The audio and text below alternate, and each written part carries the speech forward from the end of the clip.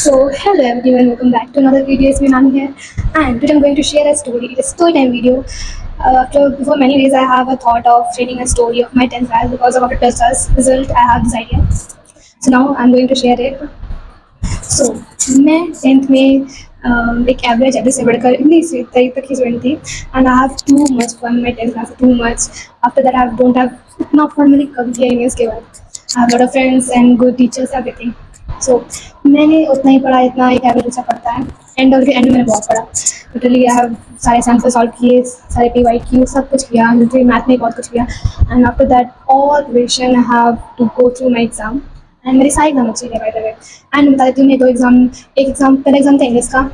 And I am going to say the condition my condition of before my first exam मैं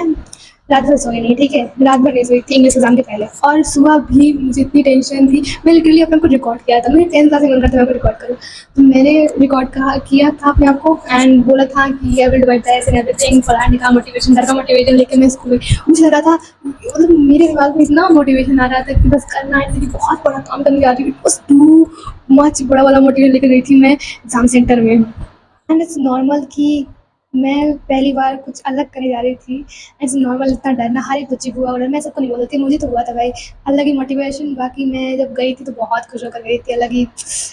और उसके बाद and have I have all exam very good सारे अच्छे exam गए मेरे और बस मेरा इंग्लिश एग्जाम पहला वाले था I can't able to manage the time मेरे को पहले से टेंशन थी कि मैं टाइम मैनेज नहीं कर पाऊंगी बहुत सोच कर रही थी कि यहाँ टाइम करूँगी पर मैंने मुझे बोला गया था कि इसमें खूब अच्छी राइटिंग्स बनाना खूब अच्छा लिखना तो मैंने पूरा टोटली टाइम अपनी इंग्लिश की कॉपी को लिखने में लगा दिया एंड दैट्स वाई मेरा एक पैराग्राफ नहीं एक पैसे दो पैसे होते हैं ना एक पैसे छूट गया था बट ओवरऑल एग्जाम तो अच्छे ही गए थे मेरे एंड ये टेंशन तो थी ऑब्वियसली कि मेरा मैथ्स एकदम ख़राब हो गया है देन उसके बाद I waited lot of time मज़े किए 2 महीने लिटरली बहुत लेट आया था पिछली बार 10th का रिजल्ट एंड 2 महीने ने वेट करने के बाद मैंने एक्सपेक्ट किया था कि मैंने बहुत चेक किया अपनी सारी आंसर चेक की मतलब पेपर चेक किए एंड कैलकुलेट किया मैंने कर लिया कि इतने तो आ ही जाएंगे एंड आई हैव होप कि 87 to 90% तो मेरे बन ही जाएंगे जहाँ से तहाँ से और 90% तो मैंने सोच के रखा था कि ऑब्वियसली एक टिपिकल फैमिली में एक 10th क्लास के बच्चे का रिजल्ट ऑलवेज 90 प्लस होना चाहिए नहीं तो उसने बहुत बड़ा क्राइम किया है it's rule of every family मेरे जैसी का तो है एंड मैं उस रूल से ही डर रही थी कि मेरे 90 नहीं आया तो क्या होगा 90 नहीं आएंगे तो क्या होगा and literally this this fear मुझे है and my this fear got real फिर यही हुआ जो मैंने सोचा था जब मैं डर था and the day came of the result day came now and finally वो दिन आ गया जिस दिन मेरा रिजल्ट आना था देन आई आफ्टर हाँ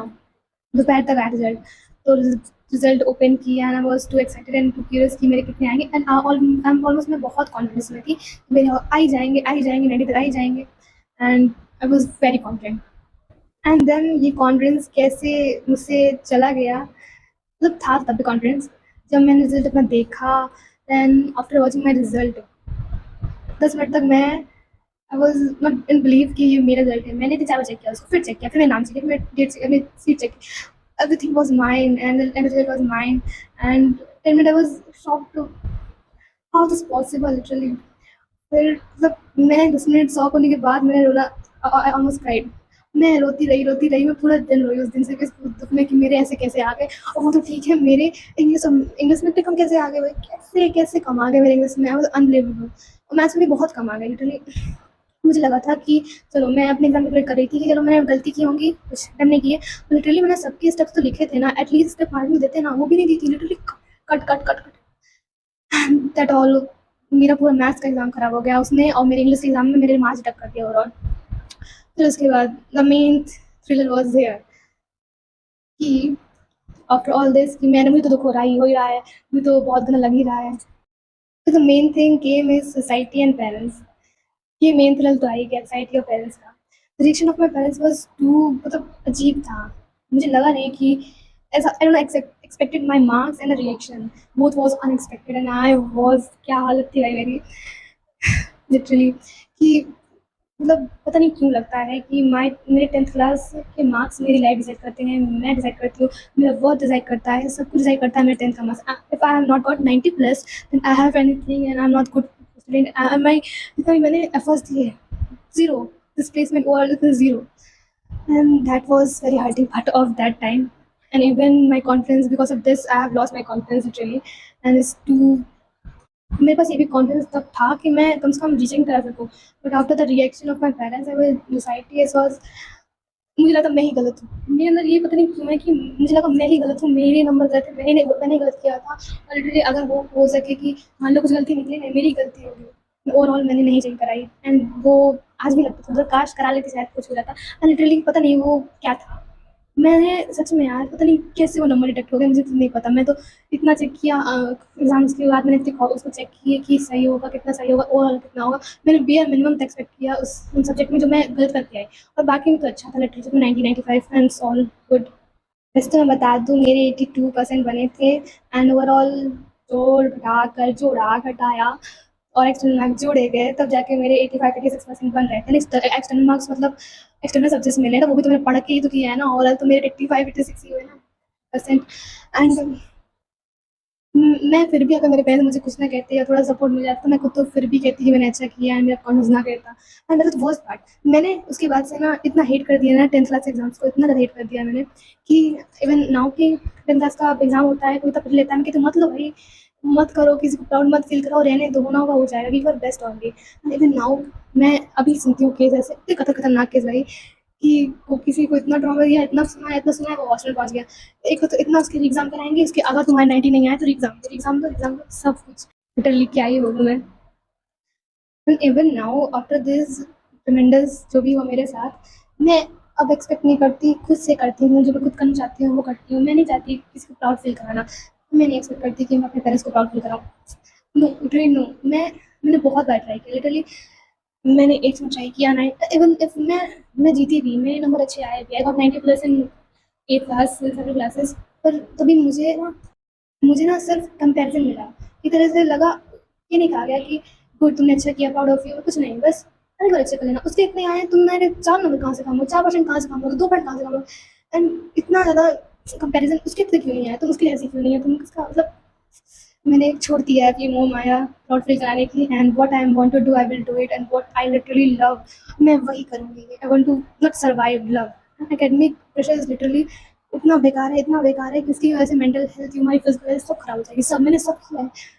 मैंने अपनी मेंटल हेल्थ तो बहुत खराब की, इतनी टेंथ बहुत खराब की, क्या बताऊँ। बस थिंकिंग कि चलो ये नहीं हुआ तो यही करूँगी, फिर मैं प्राउड फील कराऊंगी, फिर मैं बहुत आगे जाऊँगी। And literally 11th class always on my daily motivation, and मैं इतना पढ़ती भी नहीं थी, मैं इतना प्रोडक्टिव होता भी नहीं था 11th में, फिर भी ठीक मैंने जेई को ना एक लाइफ बना लिया था। लेकिन 11th मैंने उसको लाइफ बनाई तो वो नहीं, 11th में जैसे हुई क्या होगा कैसे होगा। एंड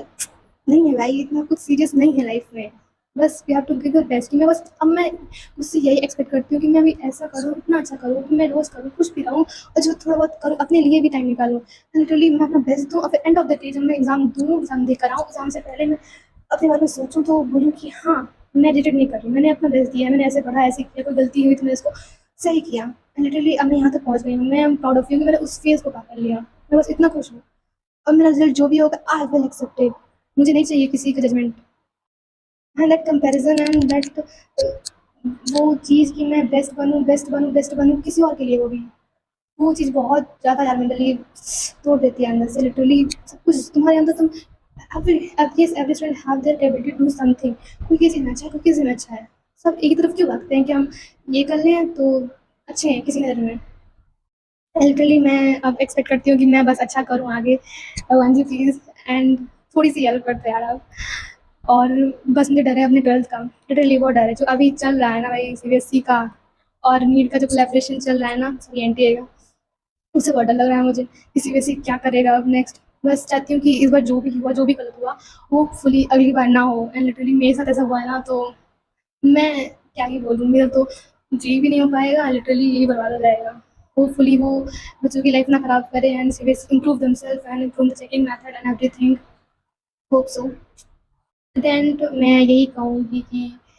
जो भी मेरा वीडियो देख रहा है, just don't take too tension and worry, just do your best and do for yourself. Not the worries of pressure of family relatives and कुछ काम नहीं आता, सिर्फ लास्ट में खुद ही काम आते हो, चाहे तुम कितना ही पहले से उनसे प्यार करते हो, तुम पहले से प्यार करते हो, लास्ट में तुम ही खुद समझते हो, तुम ही अपने लिए वो एंड में, बस दैट्स ऑल अबाउट।